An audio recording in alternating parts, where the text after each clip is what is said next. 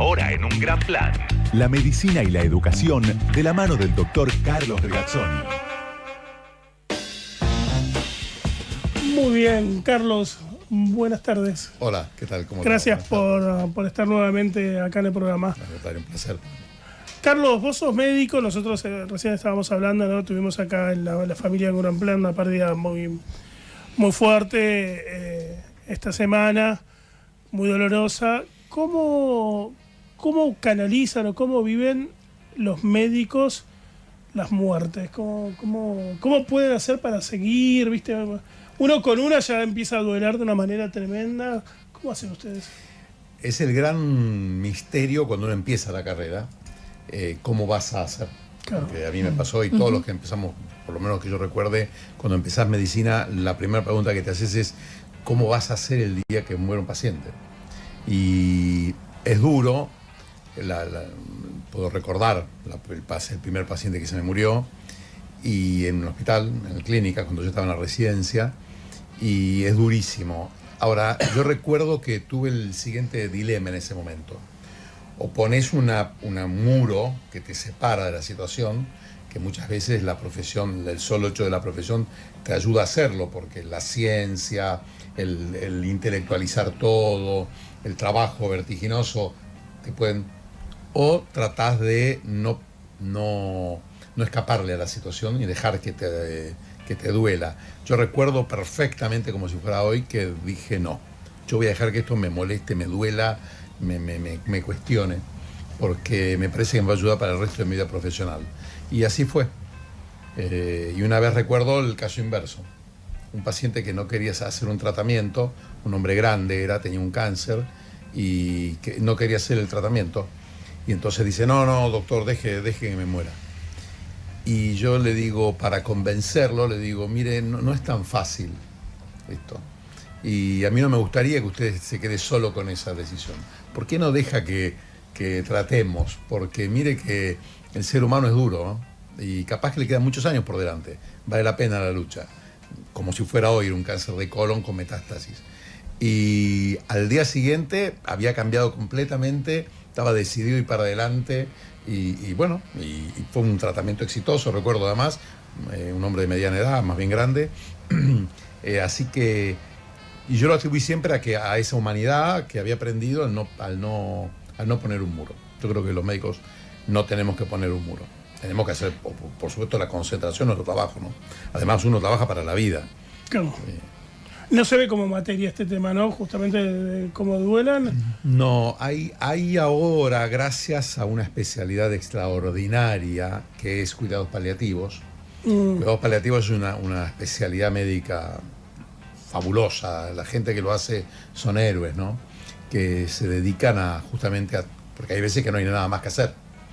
Y entonces hay que ayudar al paciente con el dolor, con las necesidades vitales, a alimentarse, con la familia. Y eso hoy en día está haciendo un gran trabajo de mentalizar respecto a ese momento de la vida que es tan duro, ahora que es inevitable, que va a pasar a todos. Claro. Y lo importante decía también, ¿no? Yo conozco una enfermera que trabajó mucho tiempo en cuidados paliativos, vio morir un montón de gente y me comentaba eso, ¿no? De comunicarse con la otra persona, de la forma que sea, no dejar de hablarles y que incluso si su familia los visitaba, se comuniquen, aunque no los escuchara, ¿sí? Porque siempre escuchan, la otra persona quizás está. Cuando se estudia este caso, un paciente que está en sus últimos momentos, digamos, que le tomen la mano, cambia los parámetros, mejora los parámetros respiratorios, cardíacos. La medicina es desde tiempo inmemorial una relación de necesidad y de ayuda. Y es la esencia de la vocación médica, es la ayuda, que se complementa con las competencias profesionales. O sea, uno quiere ayudar y además en un aspecto sabe cómo ayudar. Esto ocurre también con un psicólogo, con un psiquiatra, con el enfermero, ni hablar, son los que más, porque suelen ser los que están más ahí, ¿no? Al pie del cañón. Por supuesto que en el caso que mencionaba, cuando es un chiquito, ahí es muy, muy complejo. Y yo tuve un gran maestro que era un gran oncólogo, un gran oncopediatra, un hematólogo, se dedicaba a leucemias y claro, vivía este drama muy a menudo, ¿no? O mismo los pediatras, vos cuando llegabas a la sala de pediatría y había ocurrido un deceso de un chiquito, la sala entera estaba distinta. A veces las familias piensan que a los médicos no nos importa por ahí, en ese momento, ¿no? Porque te ven que vos estás frío y seguís ejecutando acciones que son indispensables. Pero no, afecta y mucho, y quien diga que no le afecta, yo creo que está mintiendo. Y aparte también pienso que hay una gran diferencia entre una persona que se va yendo de a poco y un poco lo que hablábamos por ahí fuera del aire, estos casos de muerte súbita, ¿no? Es Claro, recién demasiado. estos días murió en la calle súbitamente un muchacho de 40 y pico de años al salir de un gimnasio, lo vieron ustedes. Un amigo, lo conocí durante muchos años, Gaspar Lloret, un gran tipo, ¿no? Y todos los que trabajamos con él tenemos esa memoria. Trabajaba en el gobierno de la ciudad, justamente. Y sí, es inexplicable. De hecho, es inexplicable. El momento es uno no entiende qué pasó. Pero bueno, pasan, lamentablemente, hay que asimilarlo y seguir para adelante. Pero no tienen que asimilarlo bloqueándose. Eso yo creo que es malísimo. A mí uno lo asimila entendiendo las limitaciones de la vida, bueno, y recordando muy bien a la otra persona, ¿no?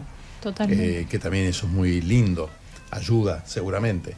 Pero después hay que seguir para adelante, porque en ambos casos, incluso también en pacientes crónicos, porque a veces la cronicidad es larga y es dura. Pensemos en los ancianos, por ejemplo, que a veces están 3 o 4 años, o 5, postrados, con muchísimas dolencias, y la diferencia de que el entorno haya entendido lo que ocurre, lo vea en perspectiva, y que no lo entienda y no lo acepte, es enorme. Claro. Sí, el otro día hablaba con un amigo mío que la mamá empezó a tener demencia senil, una señora de 90, 91 años. Hasta ahora la señora siempre vivió sola, se arregló sola y empezó a perderse y todo. Y él me contaba que la mamá empezaba a ponerse agresiva porque él le puso gente que la acompañe, que la cuide.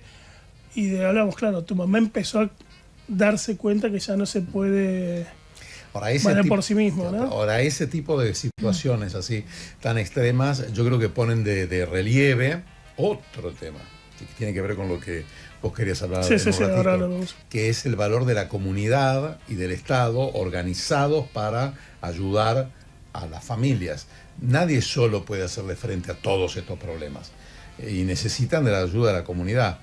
Y ahí siempre pongo como ejemplo lo que ocurre, por ejemplo, en el sistema de salud de Madrid, que es extraordinario, especialmente para la gente mayor.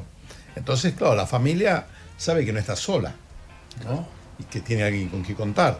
Ahora, es alguien con quien contar, que es el servicio de salud pública, existe porque hay todo un conjunto de recursos que se movilizan, de vocaciones que se promueven, de profesionalismo, de planificación. O sea, son temas muy complejos. No hay muchos países que hayan logrado semejante grado de acompañamiento de la comunidad a las necesidades del individuo y su familia. Y además depende del sector social. Claro. Cuando vos menos recursos tiene una persona, solo puede ayudar lo público, no hay otro. Bueno, hablando justamente de cómo la comunidad se mueve y qué es lo que espera también de la medicina, vamos a ver un video. ¿Lo tenés ahí, Ale, a mano? ¿Puede ser? Tienes el deber moral de cuidar tu salud. Yo, perdona, el deber moral de cuidar mi salud lo tienen los médicos, que para eso han estudiado y para eso la sanidad es pública. Claro. Pero yo puedo hacer lo que me dé la gana, Claro. si me quiero zampar aquí 4 pizzas, 4 quesos, pues me la voy a zampar. ¿Qué hacemos con este tipo de pensamiento? Lamentablemente son comunes, pero están completamente equivocados y no han reflexionado sobre el tema. Es como que porque el Estado está encargado de poner semáforos, tener ambulancias disponibles en la vía pública y tener servicio de bomberos, vos no tengas que ser responsable en el uso de tu auto. En el caso de la salud hay que hacer un paréntesis, que tampoco se puede culpar a la persona, porque es muy fácil echar las culpas sobre la persona bajo pretexto de la responsabilidad individual. Entonces, vos fumás, embromate, el problema es tuyo. Ese tipo de pensamientos, ¿no? O vos no te cuidas con las comidas, ¿qué va a hacer? ¿La comunidad tener que pagar impuestos para después pagar los tratamientos? Este tipo de dilemas, muy profundos, porque ya ustedes mismos rápidamente advertimos la trascendencia que tiene, se dan muy frecuentemente como debates en los sistemas de salud. Por ejemplo, en Reino Unido, durante mucho tiempo, si la persona no dejaba de fumar, no le hacían la coronariografía para resolverle un problema cardíaco. Entonces, es lógico desde el punto de vista estrictamente purista científico, pero hay que ver si desde lo humano es lógico, ¿entienden? Porque, reitero, no se puede culpar a la gente, porque en los temas de salud, incluso las conductas más autodestructivas, como puede ser una persona que tenga una compulsión por la comida, o que tenga una adicción, incluso en esos casos estamos frente a un drama. Claro. Y que hay que verlo, alguien lo tiene que ver con compasión y con la palabra sería con humanidad, y el Estado más que nadie, porque se permiten tantas cosas. O sea, después no se persigue a un delincuente o a un corrupto o a un juez que vendió su fallo o a un empresario corrupto, como es decir, es tan complejo, y eso sí que ahí la responsabilidad es de la persona individual. ¿Qué me voy a hacer? ¿Enojar con los pacientes? Claro. Por lo que necesitan, ¿no? Es ilógico. Estamos con el doctor Carlos Regazzoni, médico clínico, número de matrícula 87004. Sí, ¿cómo ves en este momento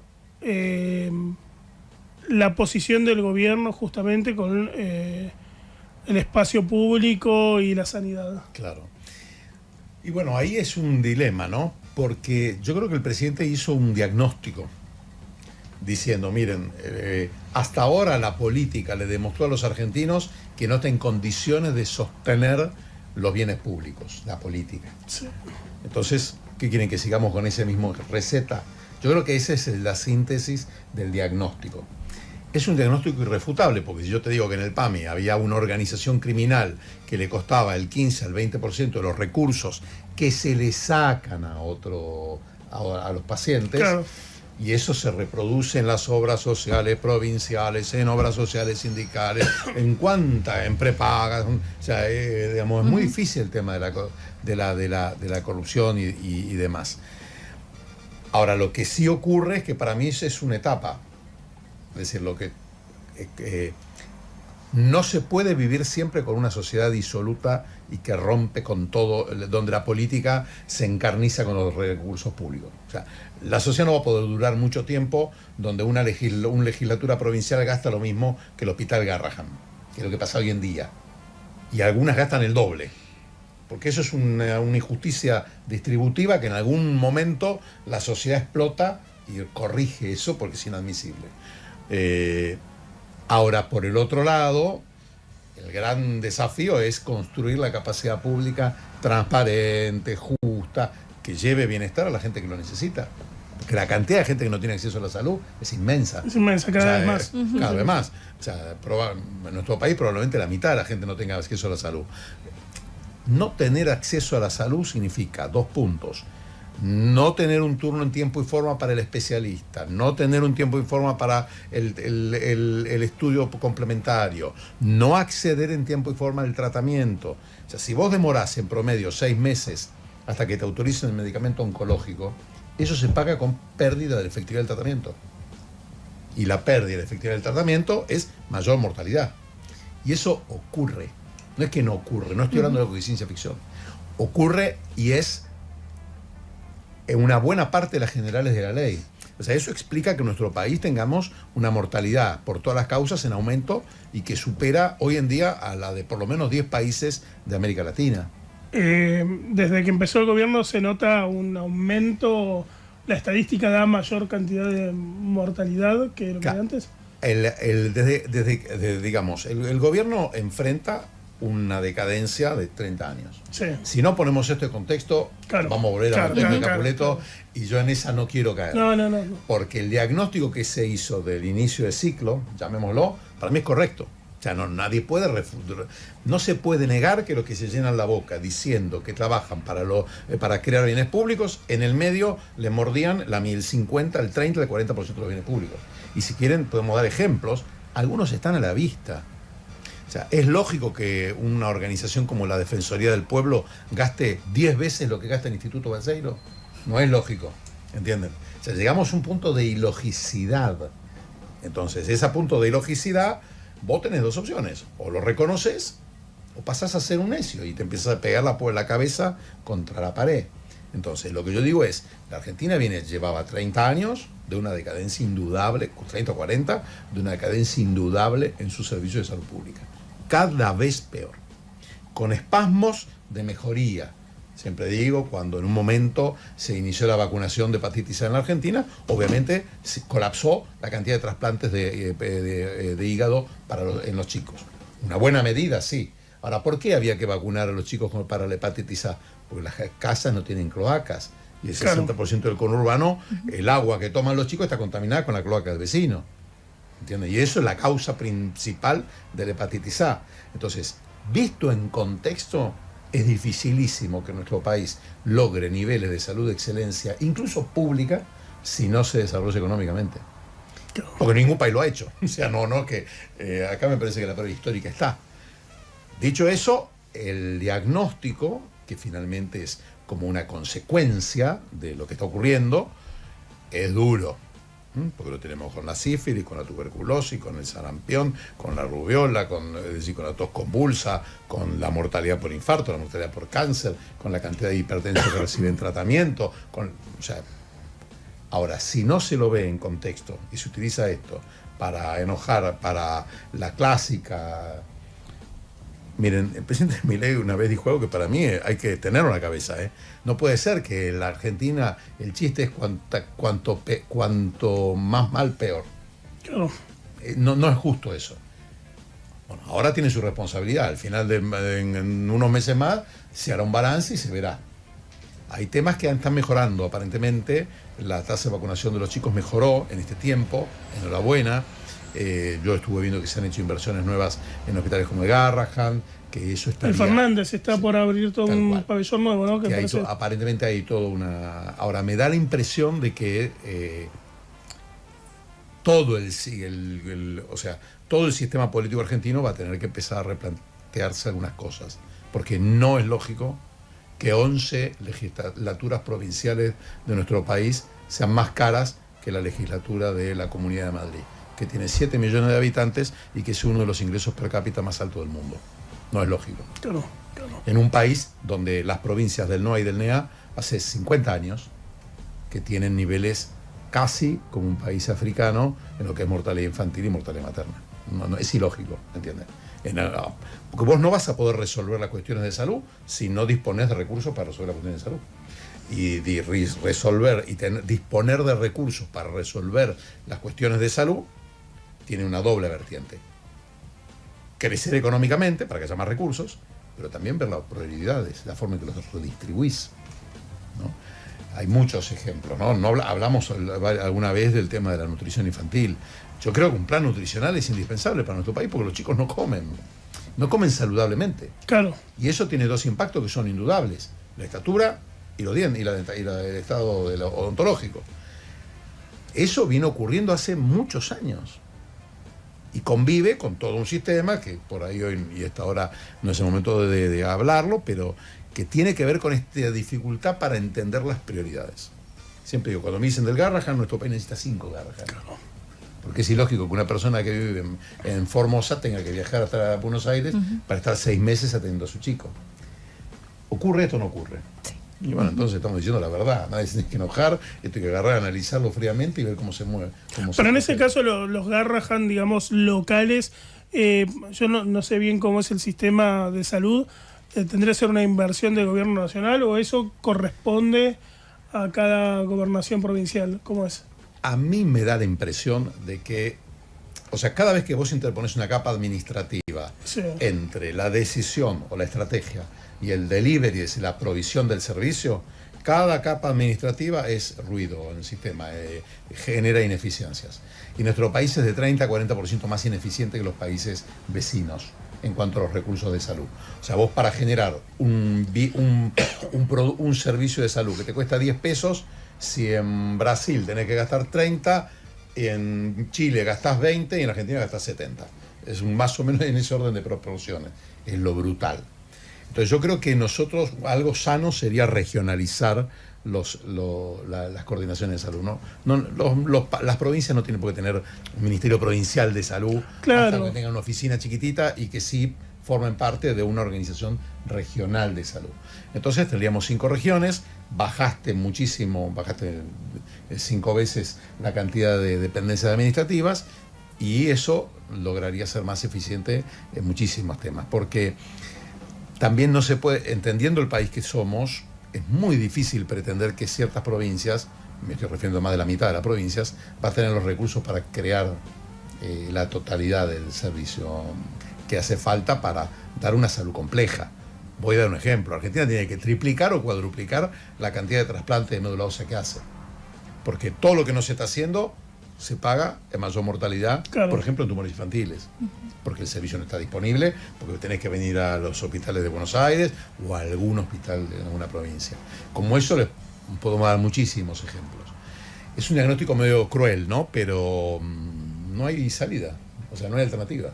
No, esto no se soluciona gritando ni argumentando, porque no es un problema de palabras, es una lucha de cosas, digamos. O sea, al final contás y decís, bueno, pasa esto, pasa esto, pasa esto, pasa esto, necesito estos recursos. Hay una tríada, y discúlpame que me... No, un sí, segundo más, no, por que es favor. la siguiente. Yo no voy a tener buena salud si no tengo sistema de provisión de servicios de salud. Médicos, enfermeros y aparatos y medicamentos. No voy a tener sistema de provisión de servicios de salud si no tengo un sistema de financiamiento de la salud. Y acá es donde cae, porque donde yo herí el sistema de financiamiento, es decir, el país derrocha sus recursos, el país tiene corrupción, etcétera, etcétera, etcétera, tiene gastos administrativos superfluos, etcétera, yo resiento el servicio y voy a resentir la salud. O sea, cuando yo veo los índices argentinos, me tengo que dar vuelta para atrás y ver aguas arriba qué es lo que está pasando. Siempre es multifactorial, buscar culpables no va a llevar a ningún lado. Sí, no sé el camino. Claro. El camino es encontrar los puntos de presión donde realmente puedo generar el cambio que busco. Carlos, muchísimas gracias. No, al contrario.